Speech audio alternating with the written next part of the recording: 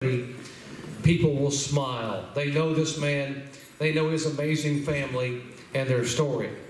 If you ask them, they will say he was the best of the best. And many will say he was the greatest of all time. And just in case you didn't know, he was one of only 2 drivers to ever win races in Formula One, IndyCar, World Sports Car Championship, and NASCAR. The other one, Dan Gurney. He remains the only driver to ever win the Indianapolis 500, the Daytona 500, and the Formula One World Championship. And with his final IndyCar win in April of 1993, he became the first driver to have won IndyCar races in 4 different decades.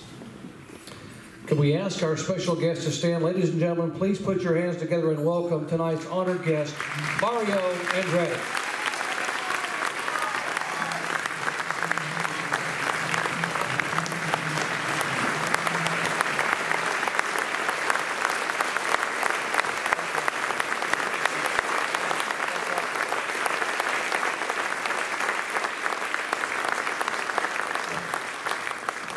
What a special evening we're going to have tonight. We have some testimonials. We have some live people coming up to talk about some of their great stories. We have some videos that will be a part of the evening, so it should be a lot of fun. You know, for those of you who may not know, tonight's event serves a dual purpose. Not only do we get a chance to honor a motorsports legend like Mario Andretti, but we also are here to raise awareness and support for the International Motor Racing Research Center, which is located in Watkins Glen. Now, for more on this amazing archive and library, I'd like to direct your attention to the screen. Thank all of you for being here. This is our 4th annual dinner, and I can't think of a better night tonight on the eve of the IndyCar race here on Labor Day weekend, but to be here with all of you, and thank you so much for your support of the center, your loyalty to the center. Many of you have been here for all 4 of these, and I can tell you that the intention of the center is to have these evenings for many, many years to come. So keep the Thursday night open. You know, prior even to being a race car driver, I was a fan of the sport. When I was a kid in the 50s and 60s, I would voraciously read Car and Driver, Sports Car Graphic. In those days it was called Competition Press. We now know of it as Auto Week. You know, anything I could get my hands on. I was introduced to racing through my father. And so it really, when I was asked to assume the leadership of the center, it didn't take a lot of thought on my part because I'm a fan and I'm a student of the sport. And I think what I'm most proud of, that in 19 years, which the center is today, we really have become one of the world's leaders in the archival collections of of the history of the sport, of all types, of all aspects of the sports, not just road racing. There's NASCAR, Indy cars, of course, sports cars, Formula One, you name it. And we're so appreciative of the support that we've received over the years with great grants to the center by, for example, the SCCA. Just last year, they gave us the entire 70 years of archives of the SCCA to guard and to keep and to save. Yeah. For those who are interested in motorsports, whether as riders, as just fans, whatever, they come to us for the information they're looking for. So we're very appreciative of that. The National Speed Sport News, which is another one of the weekly Bibles that we all look to for many years. Thanks to Rob Dyson, we received the archives of the National Speed Sport News a year or so ago. And there are many others, including Road and Track. I mean, you name it. We are the place to go for information. And we get people from all over the world that come to Watkins Glen, whether it's writers, historians, as I said, fans, anybody who's kind of interested in the sport, come to us looking for information, to write stories, or just to kind of put the pieces together of some puzzle. So it's really a fabulous fabulous center. We have great support. And I'd like our board members, the people who are, these are fellows and ladies and gentlemen who really give it their all to support this center on a daily basis, but also in terms of a guidance basis, our board of directors. Would you all stand up just real quick, everybody?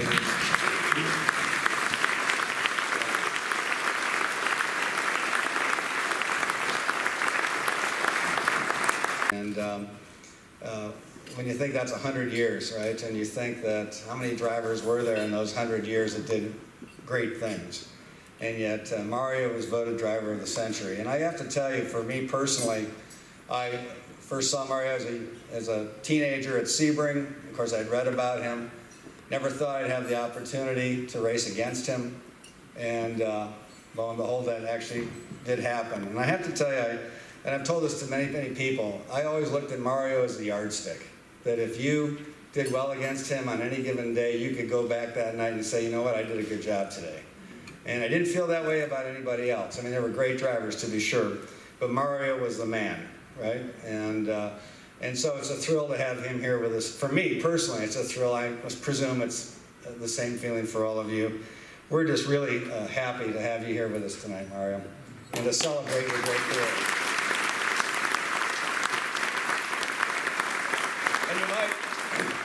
You might find this somewhat ironic, but in my fraternity house, I started racing when I was in college, and in my fraternity house at Denison University, my nickname was Mario. True story. They still call me that. I think there's some guys in my fraternity house who don't even know my real name. But in any event, what a thrill to have all of you with us tonight to honor this great driver, not just a great driver, but I think Mario, aside from being a great gentleman, has been the greatest ambassador for the sport we loved. So thank you.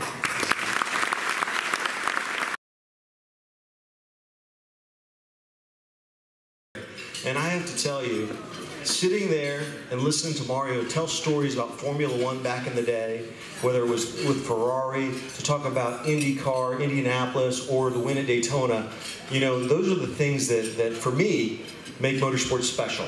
It's the I remember when. I think we all have that story.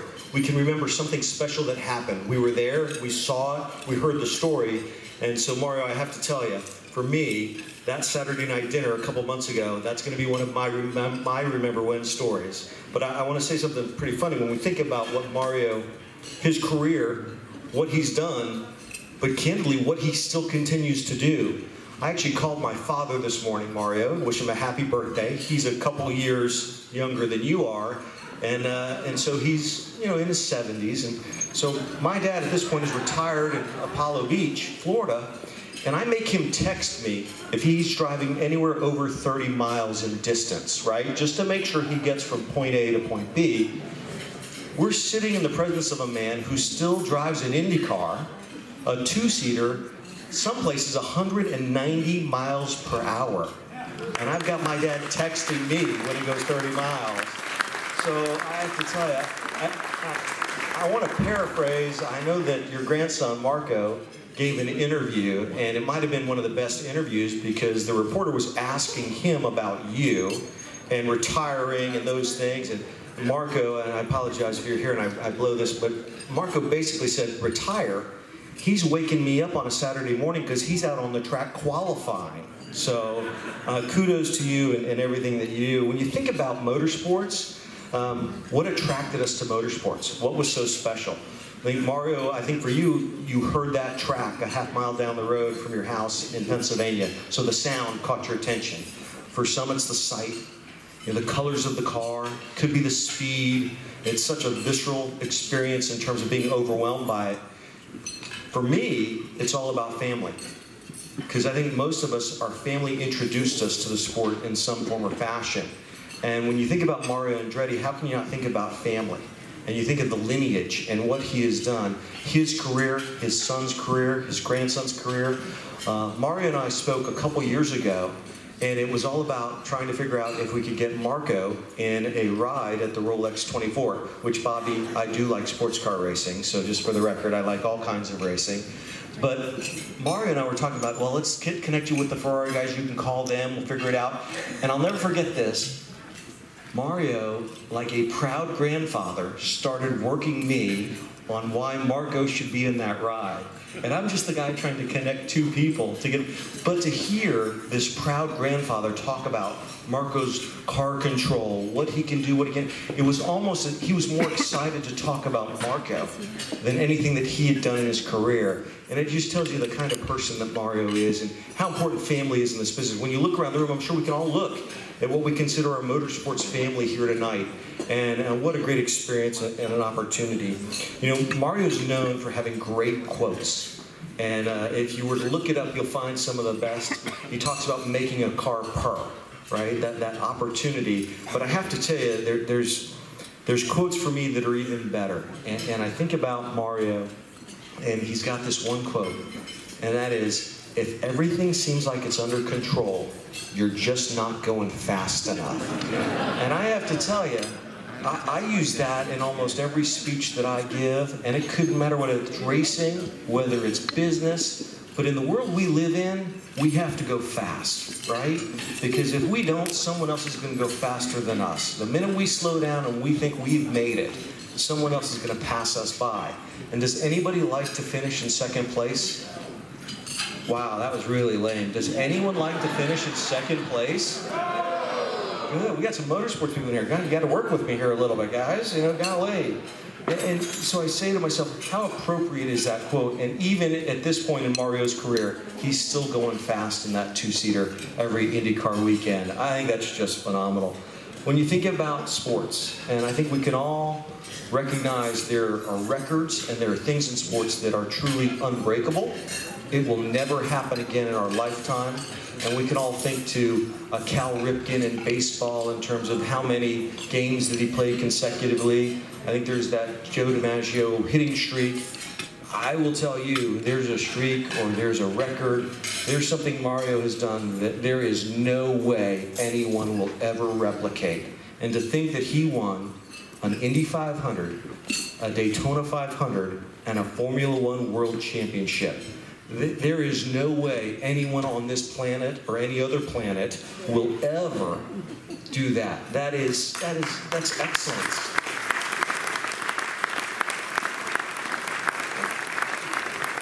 You know, to be honest, it's not just excellent, it's perfection, right? You think about perfect. We all want to be perfect. We should strive to be perfect.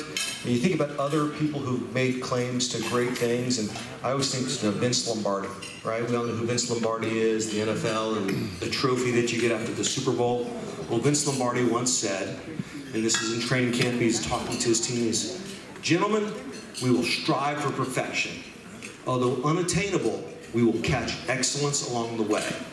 So Mario, I would say to you, you weren't excellent. You were perfect. So thank you for letting me speak tonight. I really appreciate it.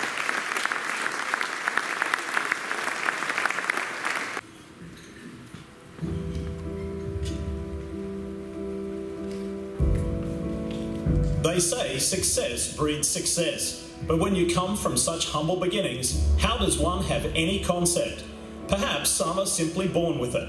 And you don't have to look any further than Mario Andretti as a shining example. The Mario Andretti story is an incredible one. It's one of a boy who fled war-torn Italy with his family to settle in Nazareth, Pennsylvania, and then went on to become one of America's greatest sporting heroes.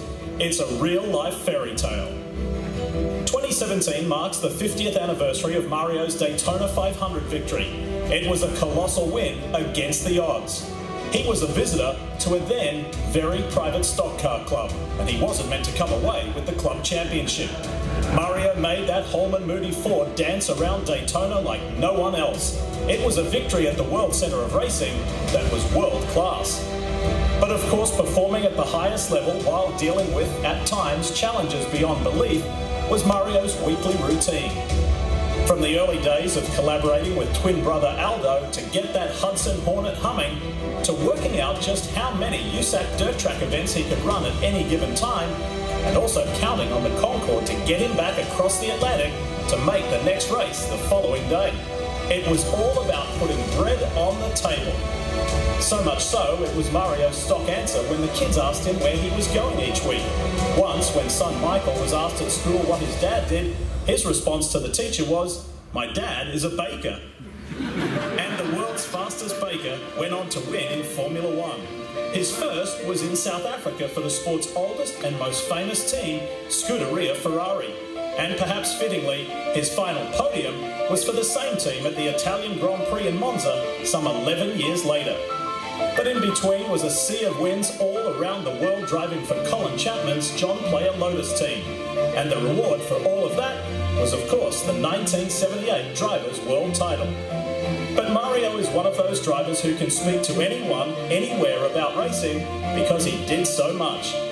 Fans from an array of categories identify with him as their guy in their preferred series. IndyCar wouldn't be what it is today without Mario. Road courses, street courses and ovals of all sizes, it didn't matter. Mario mastered them all. His ability to thrill the fans while at the same time offer the promoters guidance on what could be done to improve was immense. Whichever side of the fence you stood, he was invaluable. Mario was part of an era unlikely to be replicated, a time defined by the efforts and astounding feats from the likes of AJ Foyt, Parnelli Jones and the Unsers. And even in a crowd like that, Mario Andretti still stood out, stood alone, as something very special. Can you imagine winning the pole position in your first F1 Grand Prix? Oh, and by the way, it was the US GP in Watkins Glen.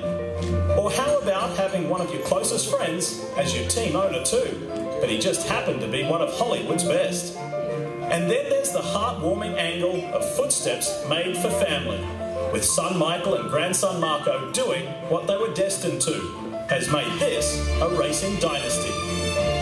The Andretti racing story is one for the ages, but the racing stats and trophies in the cabinet wouldn't mean so much if Mario wasn't the man he is. He may just be the most humble hero you'll ever meet. And that hasn't occurred by error. This is a man who never forgot from where he came. Bobby, for those kind words. I think it was when Mario was racing Formula One for Lotus. You were over in Europe racing Formula 2. I was living there racing Formula 4 and Formula 3. And all my English friends used to love to have any chance to tease an American. And they say, "You bloody Yanks, all you can do is turn left." And next year, Mario won the World Championship. And it was so great. And we were all so proud of Mario for that. It's really easy to talk in this room with this crowd because all of us here are so passionate about motorsports. My brother Michael once said to me, "Pete, if anybody ever asks you why it is we love to go racing, they'll never understand, so don't bother." In 1948, my father, when he was organizing those early races, the real passion that drove him to do it was a desire to go racing. And so in 1948, on race day, his duties as race organizer ceased, and he became just a racer.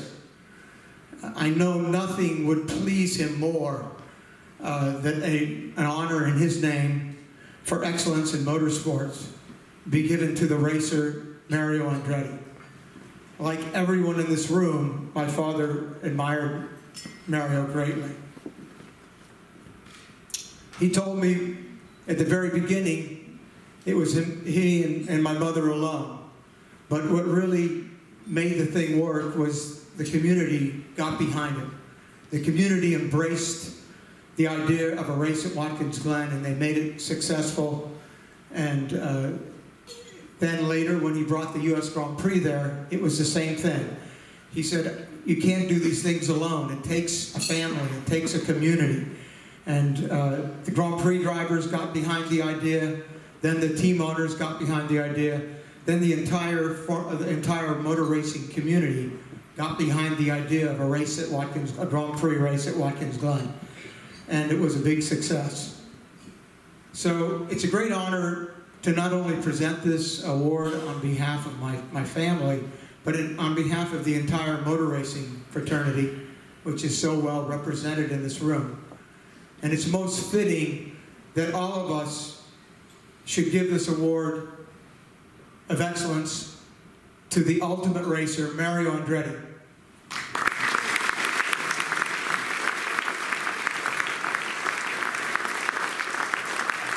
Mario, if you would come on up. And Peter and Bobby will stand on either side of this beautiful award.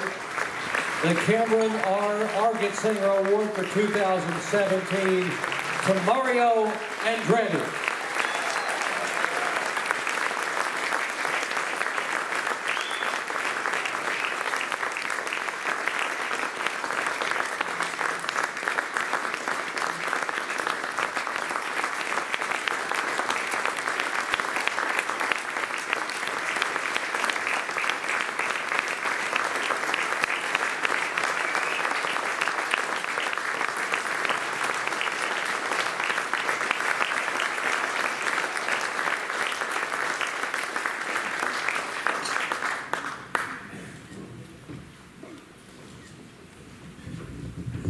Now, Mario, we'll have you come, go grab a microphone, and we'll sit down, and you and I will visit a little bit.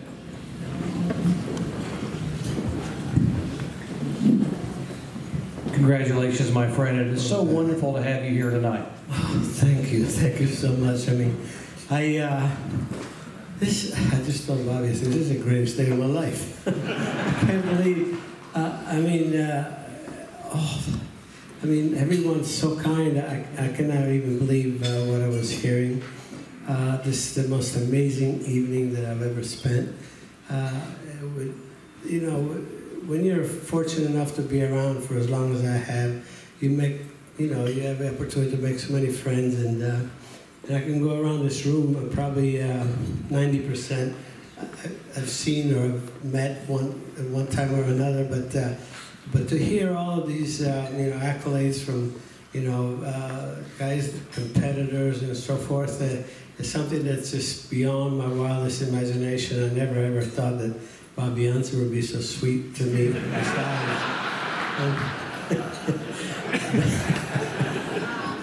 And like I said, it's just it's unbelievable. I just can't soak it all in yet. It's just one of those things. Just like when you have a big victory, it just takes another day or so for it to soak in. And this is going to be the event for me. Quite honestly, I've been so fortunate, but I've never, ever, ever experienced anything like this, ever.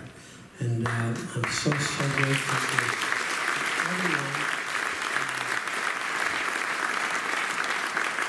I could never imagine that this event was going to be like this. To be very honest with you, it's just awful.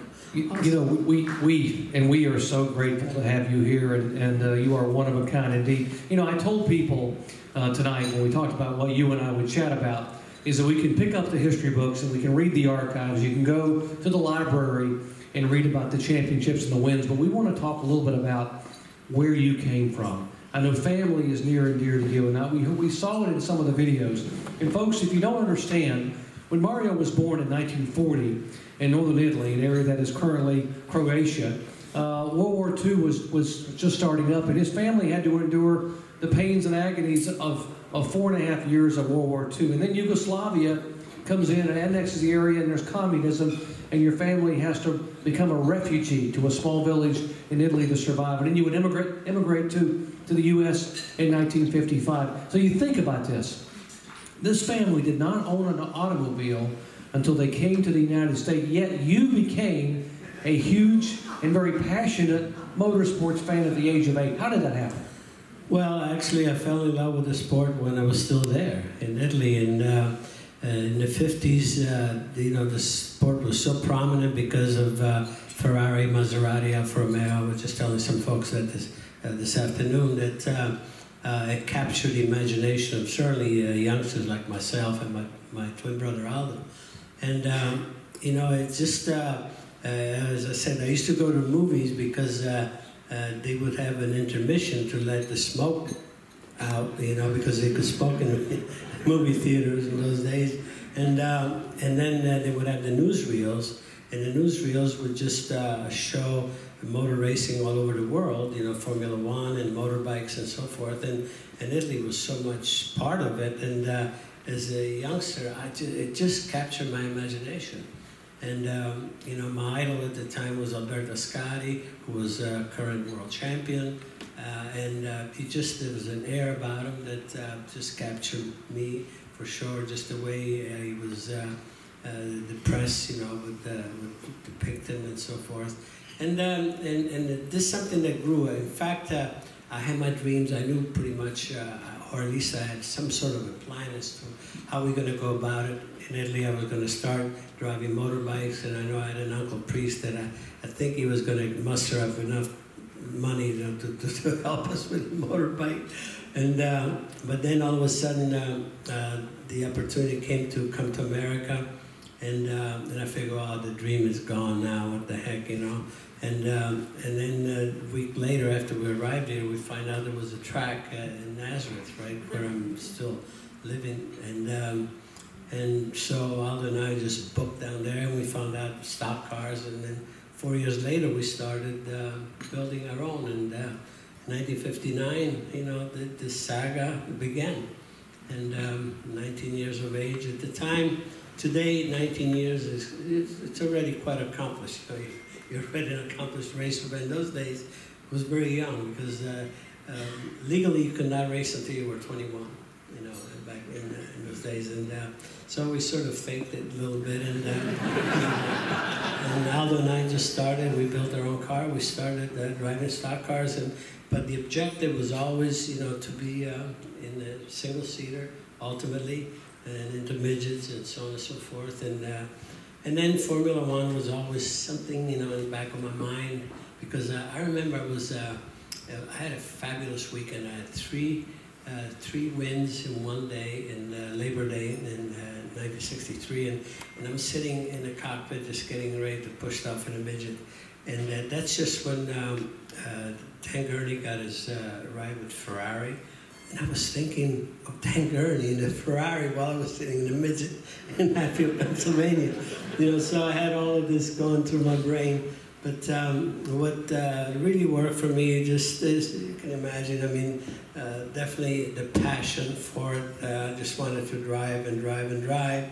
And trying to get to the level of Formula One, I just tried to create or get a reputation where I would earn my way to that point. And along the way, I found how important, how fabulous IndyCar racing is, because of the fact that, you know, even back in the 60s and 70s, you know, the championship was about road racing, oval, you know, short oval, super speedway, and even dirt racing was part of the championship, you know. So as far as the driver, you know, being able to be an all-around, you know, that was, you know, the most, you had to be the most versatile, and, you know, of all to be able to accomplish that. So again, in today still, at the top level of our disciplines, IndyCar racing is the part that offers probably the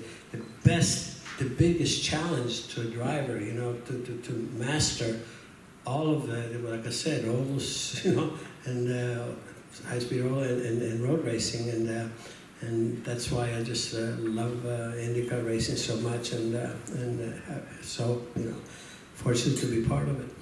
We talk about drivers who have so much talent, but they come to you and they ask for advice, and they say, and I hear you at times talking to them, you never turn them away, you're always very gracious, and you just got to get a break. You just got to catch a break. What was your break? I know you had talent, and people said you did. I know we talk about how Rufus Gray and Chris Economaki wanted to try to get you seen by Clint Brawner. Talk about how that came to be. Well, I think Roger Penske talked about one that was a defining factor, because obviously coming through the ranks, your objective is to be at the top level, and that was IndyCar racing.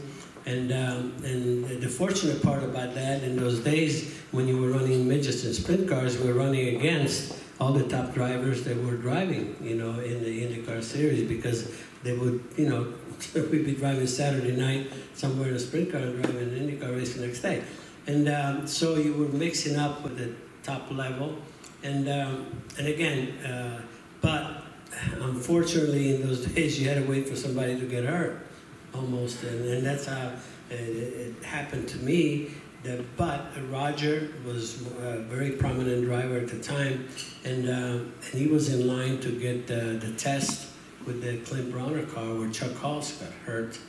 And I had some people pushing, you know, in my direction as well, but you know, Roger had the first dibs, and I think he got a big bellyache, I think, and he couldn't make it. So they called me, and that was the beginning.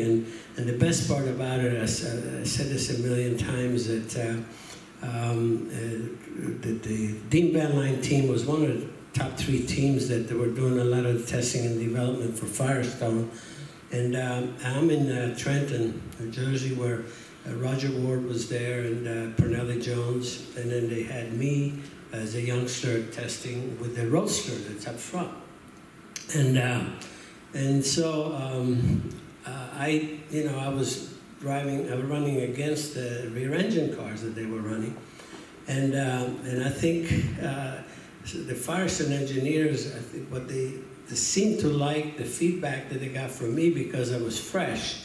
I was, you know, I was not set in my ways, and you know, with some of the more established drivers, sometimes they tell the engineers what they want to hear, you know, and so somehow that, you know, got me into the circle, you know, where all of a sudden, from one test to another, I became part of all of the development, you know, with Firestone, and I credit Firestone. They always did, you know, a great deal for contributing so much, you know, to developing, you know, my driving and you know, and helping in my career, because we were putting thousands of miles of testing along the way, which was, you know, just amazing how good that was for a driver or someone. And I wanted to be at all tests. I didn't want any vacations, you know. I wanted to participate in all of them because I knew how valuable it was. And so again, it's just one of those things that, and you know, when I got the break, somehow things just happened, and one thing led to another, and then from there, you just hard work. Absolutely, hard work and a lot of success. You're 6 years with Clint Bronner. You won a championship. You're at the age of 25. The first year, you won another championship. At the second year, at the age of 26, and of course, Indianapolis 500 in 1969. You know, Mario, it's truly appropriate that we're here just down the street from Watkins Glen, because this racetrack played a key role in your Formula One career, right? Your very first start here. Yeah, indeed. Actually, I remember in '65, I was trying to befriend Colin Chapman and Jim Clark. You know, Jim Clark won the race. I finished third. So after the banquet, before they left, I went to Colin. I said, you know, Colin, someday I would like to do Formula One. And Colin said, Mario, he says, when you think you're ready, call me. So, and that's why I said, man, I got to do some road racing. And I got, you know, USAC, you know, I was lobbying like crazy to try to get more road races, which they were beginning to. But then the Ford program, the Le Mans program came on, and there they needed to do a lot of testing and development. And I said, you know, I'm in for all the tests.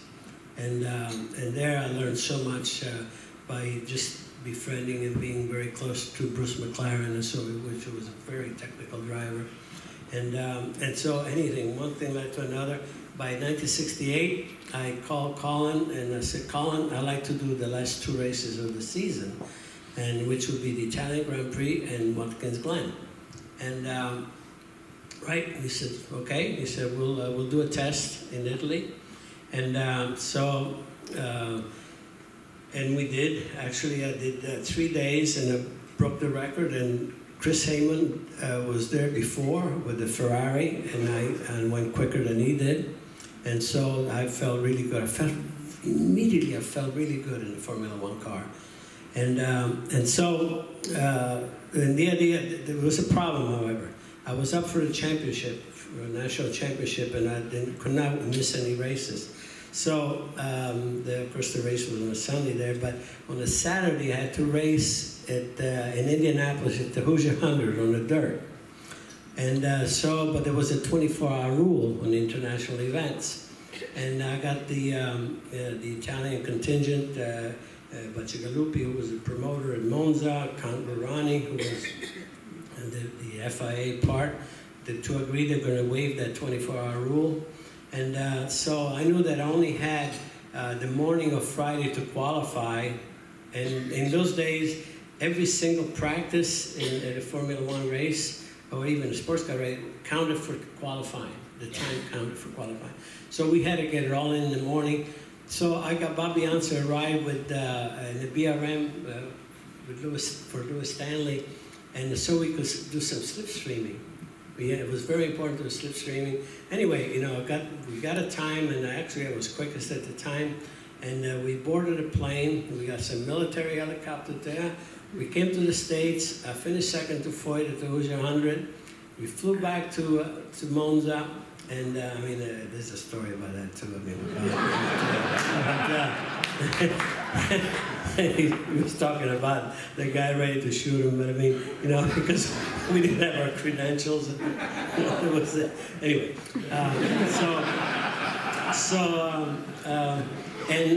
And my car was 7th on the grid, and but there was a protest. Ferrari protested the rule, and Colin was the only one there, you know, during the protest proceedings, and he couldn't speak Italian, so everybody talking Italian, so they did not allow us to start. And so it turned out to be that my debut was going to be at the Glen here. This was 1968, and I had never seen the place. I had never been here before, and you know, but it worked out because I felt so good in the car, and I had the third entry, and we put the thing on pole, and that was, you know, Jackie Stewart was second, you know, which is always a premium when you have somebody like that, you know, to be behind you, and so that was amazing day for me, and you know, Graham Hill was the team leader, you know, at Lotus, so, but anyway, it was, you know, an auspicious beginning here, and it was the beginning of my experience here at the Glen, which when I look back, and actually it's just because we're here, but there's no other venue where I raced so many different disciplines here. I raced Formula One, I raced Indy cars here, Can-Am, sports prototypes, and Indy cars, you know. So again, you know, just pretty much everything that they raced here, I was able to be part of one of them, and luckily I won a few of those too. You know, so again, and I'm leading every race here, and I'm on pole. I've been on pole the last couple of races here with the two-seater, the Honda two-seater. So, you know, because as a matter of fact, the last 7 years, I've led every IndyCar race, and I've been on pole with every IndyCar race. What can I say? On the power. All of our ABC colleagues say we should put Scott Goodyear in the back part so he can finish second again. But let me, you know, it would be unfair. It would be unfair to ask you, with all your success, to pick one victory. But if you could, give us maybe your top 3 career wins in whatever series, in terms of, you don't even have to rank them, the 3 wins you think in your career that maybe are 1, 2, 3. Well, I mean, the most important one personally is the Italian Grand Prix, because that's when I saw my very first race when I was 14 years of age, and that's when my dream really began. And, you know, and to win there in 77 and then clinch the World Championship in 78. But in 77, I had won a sports car race there in 73, you know, for Alfa Romeo, but to win the Grand Prix, that was, to me, the ultimate, because of, again, you know, that's where it all began. The classics are always the classics. I mean, people say, oh, hey, Mario 1969, like, you know, that's the only race that I raced my entire life, you know what I mean? And somehow it just, those are the ones that people remember. Daytona, that 67, you know, it was one of those days where my car was really working, everything was working right, and you know, I didn't just luck into that. I mean, I was, you know, I led 118 of 200 laps, you know what I mean? So the thing about it is those are the races, you know, you've got to remember that because of the classics that they are, and they're the ones that people remind you so often about. I mean, again, there's some dirt races and so forth that I just gave me tremendous satisfaction. You know, there was, to me, there was no better dirt racer than A.J. Foyt. He was just amazing. And I mean, there were others, you know, Don Branson and so forth, you know, but Foyt overall, I mean, he was a master. And to win over Foyt, to me, was the ultimate, too. And so I've done that a few times, and especially the premier race was the Hoosier 100, which really pissed them off, actually. but you know, those are the, you know, like I said, you go back and you reminisce on those. I said, oh my gosh, you know, that's the ultimate satisfaction. Yeah, I was going to ask you, who would you consider your biggest and maybe most bitter rival? Would AJ be among those? Well, well, for sure he was one because he was very boisterous, you know, like he would really express himself, you know, and to my defense, I knew I could run faster than he could, you know, because so I was safe, you know, I was fine, but AJ and I have really become really good friends. He has mellowed considerably. As a matter of fact, I'm lobbying like crazy for him to ride with me in a two-seater. We might just get that done maybe next year at Indy, you know, he said, because I was talking to him down in Dallas, and I said, you know, Mario, I said, AJ, you're the master, I'm the pupil, and then we'll see, you know, you'll see just how much you taught me. You know, so we'll get it done. So, you know, hopefully we'll get that done. What if he said, you drive a lap and I drive a lap?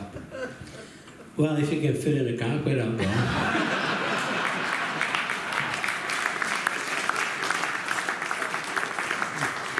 Okay, well, we'll line this up, but I got a couple more. If the man above said to you, Mario, okay, we're going to turn back the clock and let you relive one day, one event, one race in your life again, what would you choose? Oh, gosh. I mean, it's, again, it's so hard to just pick one per se, because for many reasons I could say, okay, this race or that race. You know, it would have to be a race, obviously. That's what I live for. And, you know, there are other days, and, you know, I would say the day that I got married, I would like to do it again, but, you know, my wife knows that I'm bullying her a little bit. I mean, even though, you know, it was a great day, but, you know, we're so damn selfish, you know what I mean? And, but I look back as to what you really put into it, you know, put into your work and everything, and the satisfaction that you derive. I mean, there was one race that, I don't know, again, sometimes they're obscure, but the Michigan 500, when I won, I was a lap down because, you know, we lost a cylinder, you know, we lost the plug and so forth. And then I made up a lap, and there was no lucky dog either those days, you know, so you just had to make it up. And then I won it, that, you know, but I don't know, it's one of those races probably nobody notices, you know, but there was another day that just we came back from Pocono a couple weeks ago. In 1986, there was, I had Michael, of course, was driving the Indy cars, and my younger son Jeff was driving what's now the Indy Lights. And so they had the supporting event. And so Jeff was on pole and won the supporting race. And Michael was on pole for the 500, and I won the 500. So between the three of us, we cleaned house that weekend. And but again, it's just something that was just us. You know, we're the only ones that actually really know that, you know, and appreciate it. And it was not played out, but from a satisfaction standpoint and from a family standpoint, is to be able to achieve that, you know, was just tremendous. There was another one. How many did you want? 2? I mean, there was in 1993. There was in Milwaukee. There was a podium with Michael, my nephew John, and myself. In 1992, 91, and 92, there were 4 members of our family to race at Indianapolis, which was the first time ever and the first time since. You know, so again, I feel so blessed. I mean, I got so much out of the sport. The sport and has done so much for us. And you know, by loving and being part of it, you know, it just it's all of it is just means, you know, you've been living the dream. I'm still living it.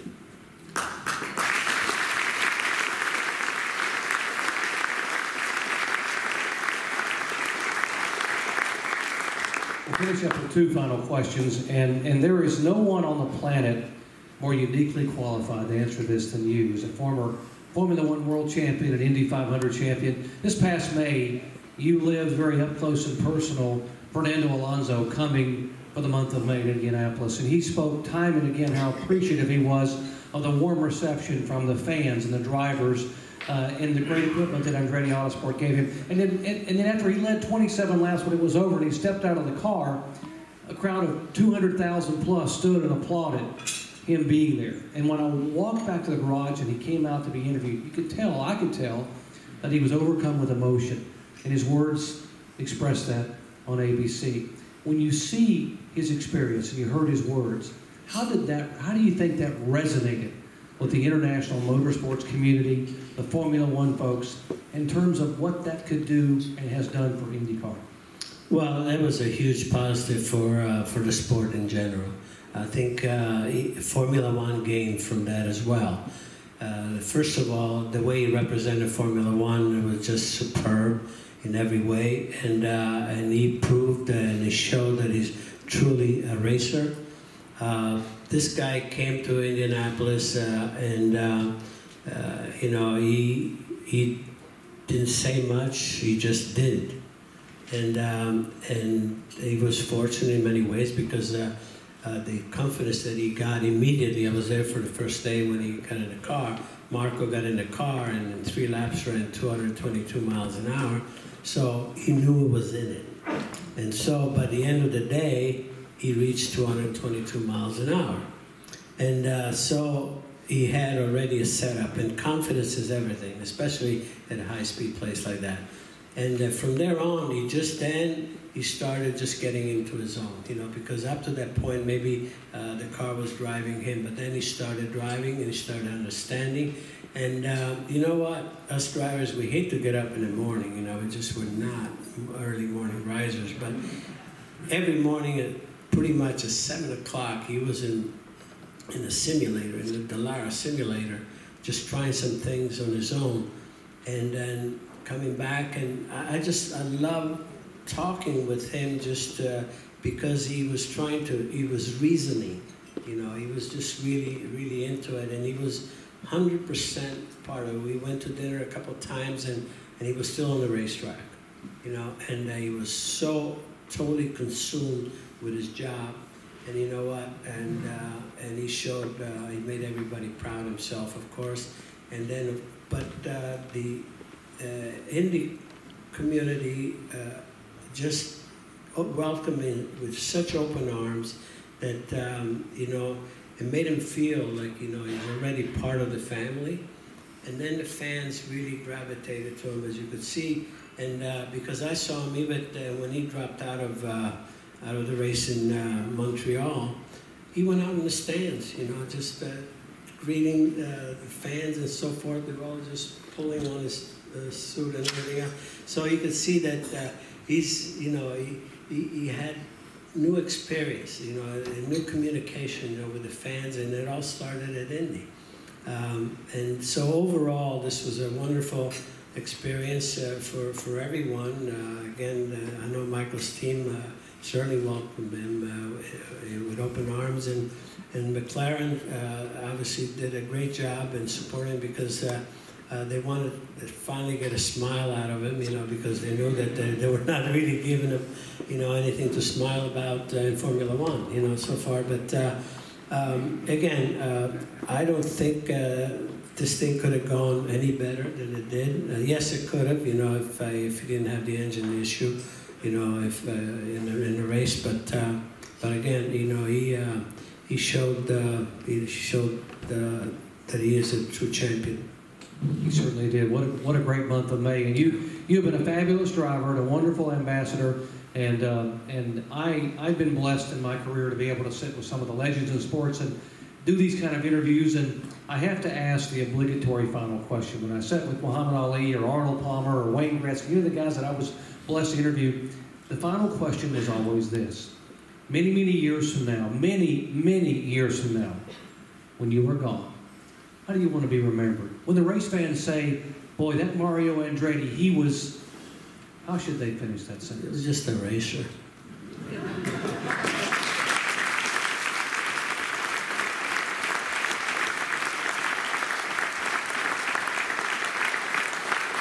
Well, we will remember Mario Andretti as a winner and a racer and a special friend and an ambassador for the sport and everything he's accomplished. We remember him tonight for being so gracious and being the 2017 winner of the Cameron Argetsinger Award. Ladies and gentlemen, Mario Andretti.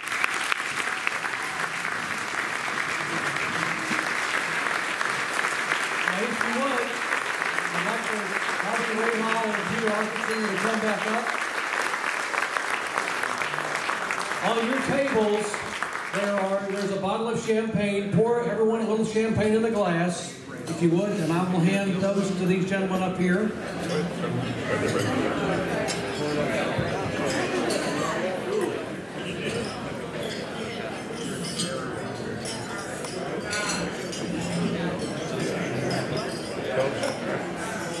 Everyone have their champagne. Ladies and gentlemen, raise your champagne glasses to the greatest of all time, Mario Andretti.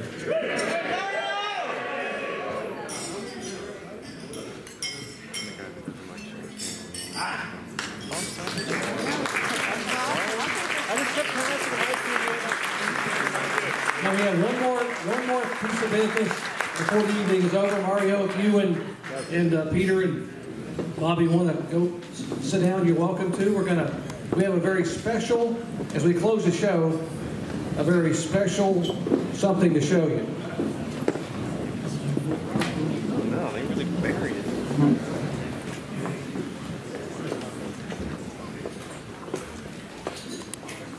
There is a very important piece of art that has been created by noted artist Randy Owens, and to come up and tell you about it, and then we're going to give you a chance to own this piece of art as we close out our evening. Let's bring Randy up. Randy, where are you?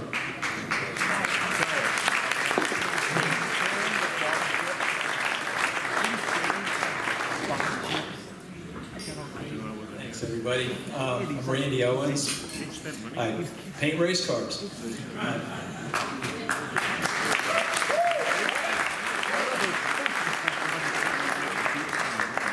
I've known Mario for many years. He's always been very gracious to me and my work. And I was very honored when they invited me to participate and create this painting showing his cars. And by the time I got done, I was very humbled. Studying the history and selecting the cars, I couldn't have done it without a good friend. Mike Semmel helped me select just the right cars for the painting. And there were many to choose from. But these are some of the iconic cars, and they were mostly very early in his career.